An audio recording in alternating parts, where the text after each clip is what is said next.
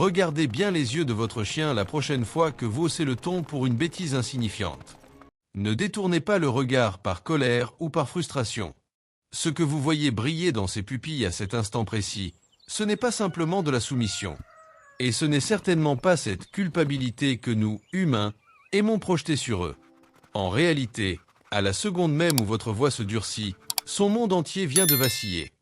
Il s'effondre d'une manière si profonde que la plupart des propriétaires mettent des décennies à en percevoir l'ampleur. Imaginez un instant que chaque battement de cœur de votre compagnon soit une note de musique unique dans une symphonie silencieuse dont vous êtes, sans même le réaliser, le seul et unique chef d'orchestre. Vous tenez entre vos mains la baguette qui décide si sa mélodie sera une ode à la joie ou un requiem de terreur. Vous l'avez déjà vu, n'est-ce pas?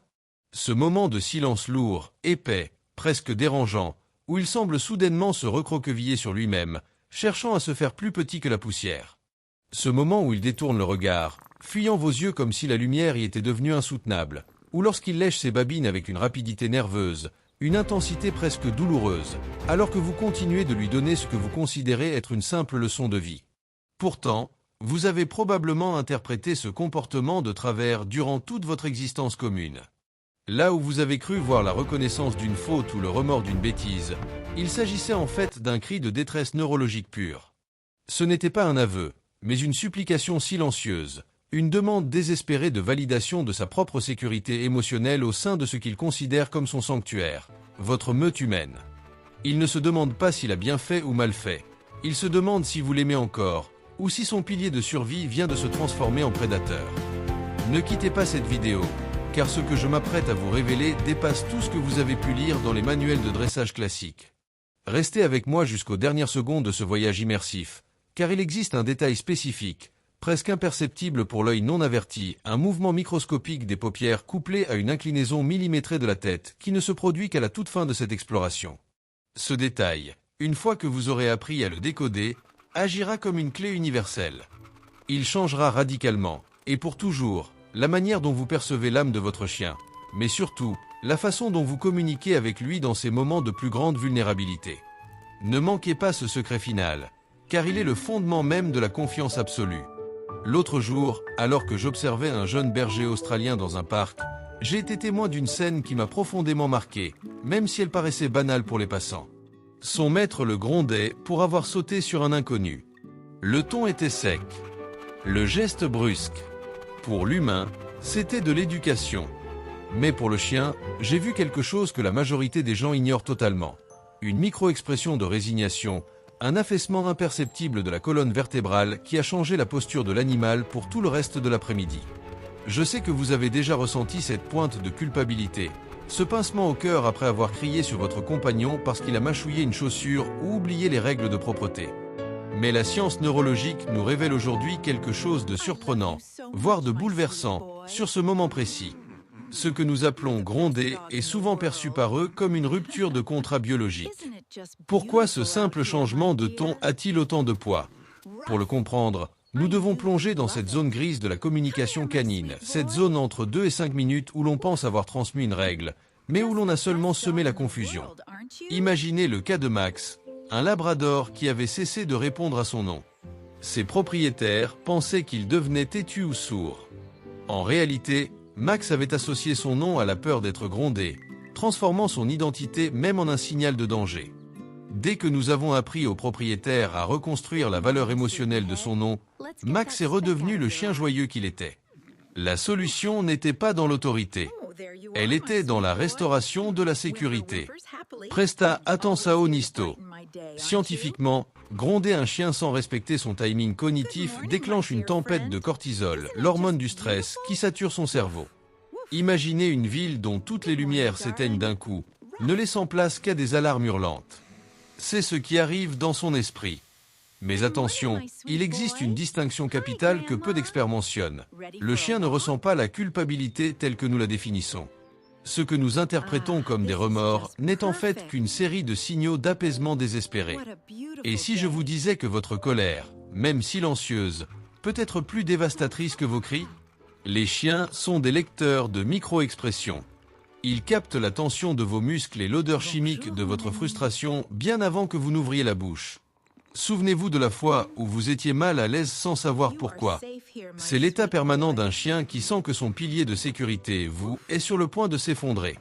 Sabo que iso significa que a sua energia molda au DNA émotionnel délai.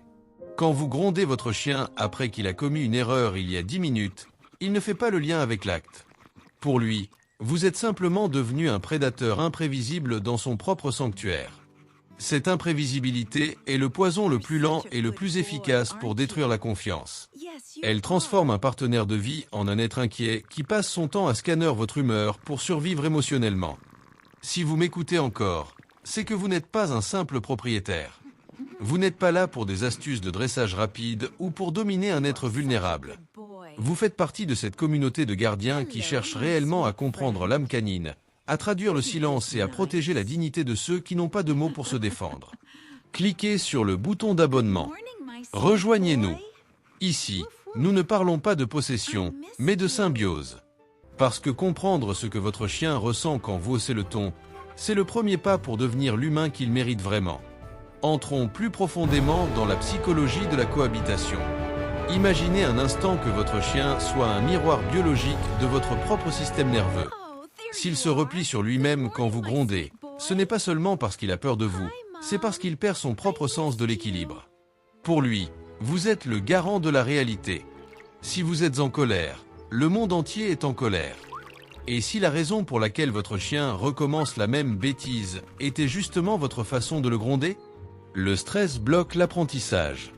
Un cerveau saturé de peur ne peut pas mémoriser une leçon. En grondant trop fort ou trop tard, vous créez un cercle vicieux où le chien stresse, échoue, se fait gronder et stresse encore plus. Et cyclo semfim. Abysmo émotionnel. Pensez à la brièveté de leur existence. Ils passent leur vie entière à nous attendre, à nous pardonner nos humeurs changeantes et nos distractions. Chaque seconde de leur existence est une déclaration de loyauté absolue. Chaque cri injustifié est une éternité pour un être qui ne vit que pour votre approbation. Ne voyez pas l'éducation comme un rapport de force, mais comme une danse où chaque faux pas est une occasion de guider, et non de punir. Nous arrivons maintenant au secret que je vous ai promis au début de ce voyage. Ce détail microscopique qui tient la promesse d'une réconciliation totale. Et algo cas invisivel. Mas está là. Observez bien votre chien après un moment de tension. S'il maintient le contact visuel pendant exactement 3 secondes, puis laisse ses paupières s'alourdir jusqu'à ce qu'une petite partie du blanc de l'œil disparaisse avant de détourner très légèrement la tête, ce n'est pas de la fatigue. C'est ce que les neurologues canins appellent l'abandon de la garde. À cet instant précis, il vous demande pardon non pas pour ce qu'il a fait, mais pour avoir douté de votre lien. Il dépose ses armes émotionnelles à vos pieds. Il ne vous demande pas de continuer à le gronder. Il vous supplie de redevenir son refuge. La prochaine fois, ne dites rien. Expirez longuement, détendez vos propres épaules et synchronisez votre souffle sur le sien.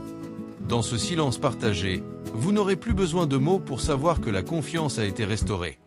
La vie d'un chien est d'une brièveté déchirante, une étincelle de loyauté pure dans la nuit de nos existences humaines souvent trop occupées. Ils passent leur vie entière à essayer de nous comprendre. Le moins que nous puissions faire est de prendre une seconde pour comprendre leur silence. Apprenez à écouter leur souffle, car c'est là que bat leur cœur. Respectez leur âme, car ils n'ont que vous. Sais-tu pourquoi c'est important? Parce qu'ils sont les seuls à nous aimer plus qu'eux-mêmes. Sois le héros qu'ils croient que tu es. Well, hello there, my sweet friend. Good morning.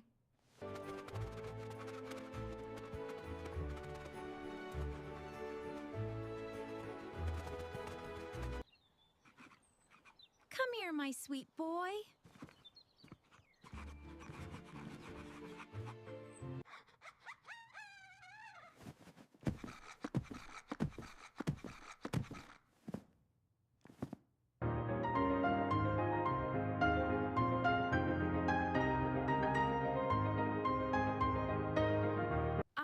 Good morning.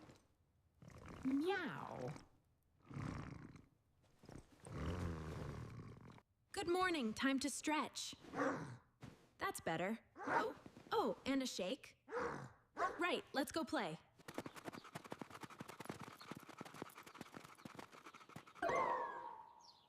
Tu es prêt, va?